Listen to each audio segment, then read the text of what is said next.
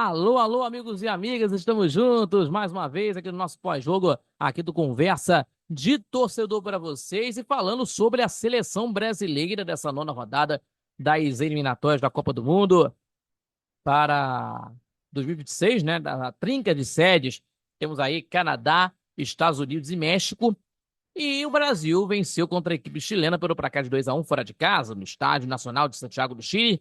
E não convenceu mais uma vez, um joguinho assim, meio complicado, primeiro tempo aí, nos primeiros minutos, a equipe chilena é, encurralou o Brasil, tomou o gol no primeiro minuto, a seleção brasileira, depois o Brasil fez o gol com o Igor Jesus e Luiz Henrique, jogadores do Botafogo, que salvaram a seleção brasileira, né, de um jogo nada convincente, né, mas uma vitória importante, né, que tivemos aí de resultados aí pelos tropeços da Argentina, do Uruguai e da Colômbia, né, tropeços, né, que o Brasil se deu bem nessa rodada das eliminatórias. Vamos falar aqui de tudo isso que aconteceu no estádio, lá no Estádio Nacional de Santiago, para a gente falar aqui. E agora, nesse momento aí, estamos aí com um jogo entre Brasil e Peru agora, às 9h45 da noite, pelo horário de Brasília, mas vamos falar aqui nesse jogão, e o jogo que aconteceu, né, lá em Santiago do Chile na última quinta-feira. A gente se inscreva, compartilhe nossos vídeos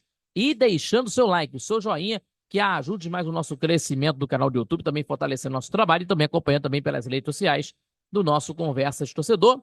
Conversa Torcedor Notícias, terças e quintas, 18 horas, no canal do YouTube do Conversas de Torcedor. E aos sábados, o nosso programa ao vivo, também com transmissão ao vivo do Conversas de Torcedor, no YouTube às 11 da manhã, também para a Rádio Nossa Copacabana 98.7 FM, também pelo site radioinsc.com e pela Radiosnet, tá bom, pessoal? Falando de tudo que vocês possam conferir, né, pelas informações do futebol e principalmente aí para vocês conferirem, né, de tudo que está acontecendo dos bastidores do futebol carioca, também do Campeonato Brasileiro, também Copa do Brasil, reta final de campeonatos e também falando do futebol internacional e do esporte em geral, tá bom, pessoal? Vamos falar aqui sobre a seleção brasileira que venceu, né, 2-1 o jogo, né, que teve aí essa rodada, dessa nona rodada, né, que foi boa para o Brasil por conta dos tropeços, que eu repito, da Colômbia, do Uruguai e também da Argentina, né, porque tiveram os tropeços, né, e o Brasil se deu bem nessa rodada, né, estava na sétima colocação no nível, no risco de estar na repescagem e foi para a quarta colocação depois dessa vitória sobre a equipe chilena, que é o penúltimo colocado nas eliminatórias da Copa do Mundo. Então temos aí o jogo, né, do jogo entre Chile e Colômbia, né? Colômbia e Chile, né? Nessa décima rodada. E, e temos aí o jogo agora, nesse momento, agora, entre Brasil e Peru, lá em Brasília, no estádio Mané Garrincha, em Brasília, que nós vamos estar acompanhando e dando todos os detalhes, esses nossos comentários no pós-jogo para vocês. E vamos falar aqui, pessoal, nesse pós-jogo da seleção brasileira contra o Chile, meus amigos.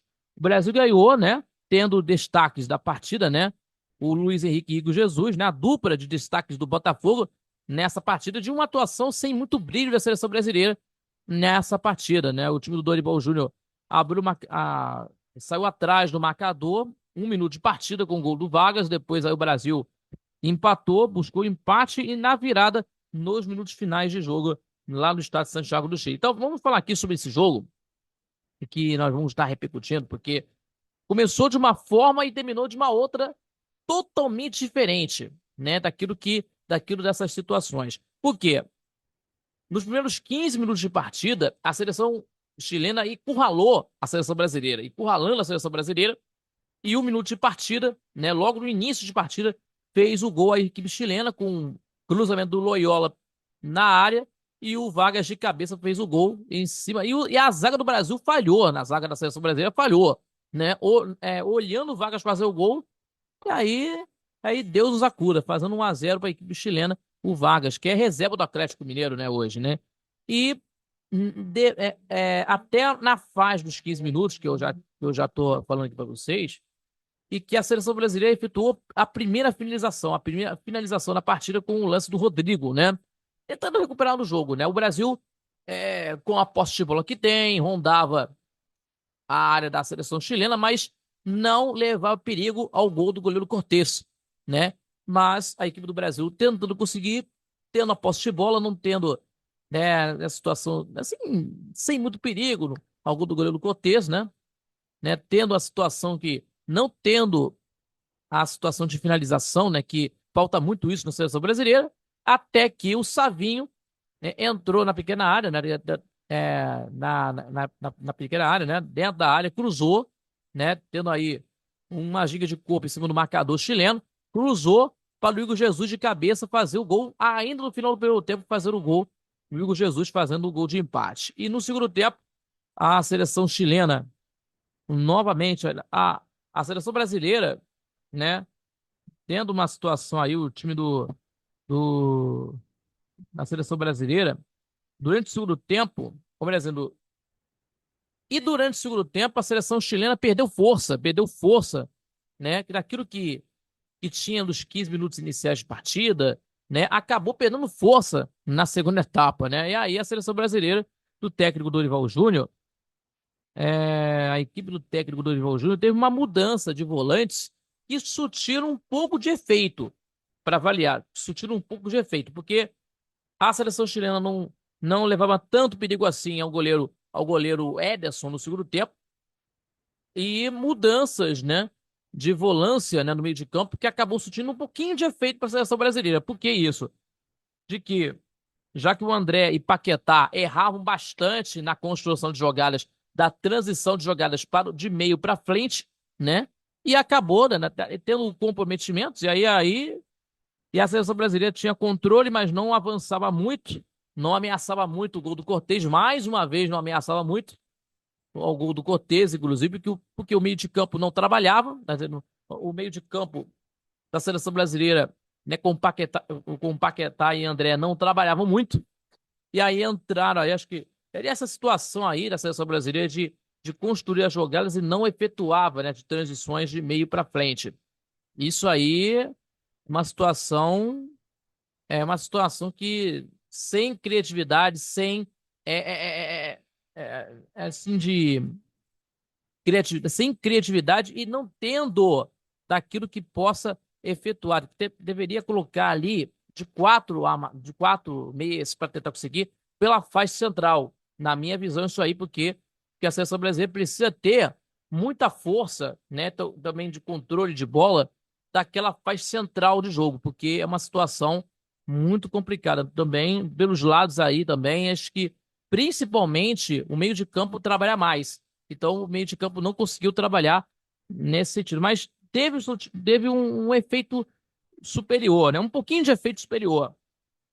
Até que o Luiz Henrique, no segundo tempo, no final do jogo, recebeu boas condições, driblando e finalizando no canto do gol do goleiro do Chile, né? O goleiro Cotes, para virar o jogo. E, por sinal, meus amigos, os dois jogadores, né? O Luiz Henrique e o Igor Jesus, né? Fizeram os gols, né? Os primeiros gols, né? Os primeiros gols, né?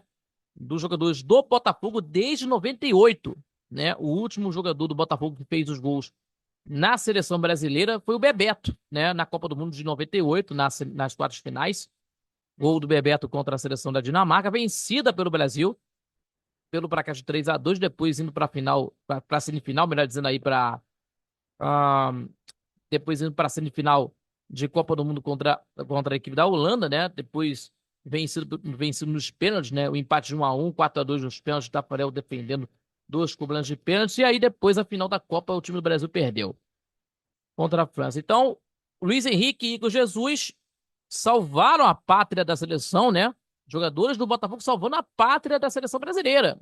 Olha só isso, né? Porque a gente vendo aí o futebol brasileiro aí que precisa resgatar isso, né? Porque é uma situação bem complicada mesmo, e precisa ter um resgate muito grande do futebol brasileiro em termos de principalmente a situação da seleção brasileira é falta de construção do meio de campo. Falta de construção do meio de campo, porque é uma situação bem complicada.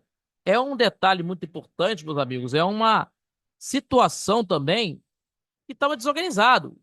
No primeiro tempo estava uma situação desorganizada, né? Com Paquetá e André, que eu acabei de falar aqui, errando bastante. Até que o Paquetá não vai jogar nesse jogo contra o Peru, né?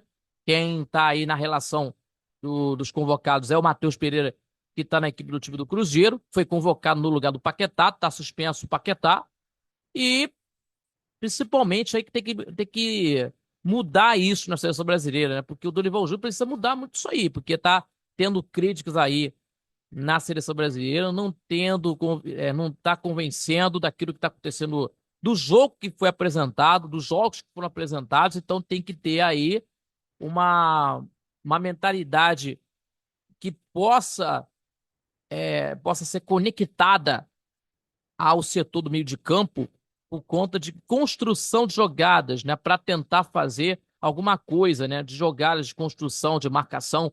Esse é o ideal, na minha visão, isso aí, porque tem times que fazem isso pela intensidade, lógico, mas principalmente daquilo que possa favorecer a seleção brasileira. Mas nesses jogos que aconteceram não estão convencendo.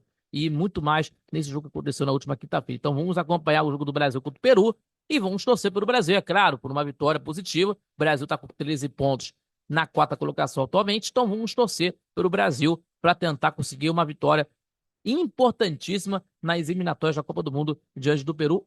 Começou agora, 9h45 da noite, começou agora no estádio Mané Garrincha, em Brasília, que nós vamos estar acompanhando e vamos trazer nesse pós-jogo as informações para vocês sobre esse jogo no estádio lá de Brasília, nas eliminatórias da Copa do Mundo. Beleza, pessoal? Então, meus amigos e minhas amigas, muito obrigado pela companhia, muito obrigado pelo seu carinho. Se inscreva, compartilhe nossos vídeos e deixando o seu like, deixando o seu joinha, que ajude mais o nosso crescimento do canal do YouTube, também fortalecendo nosso trabalho e também acompanhando também pelas redes sociais do Conversas Torcedor.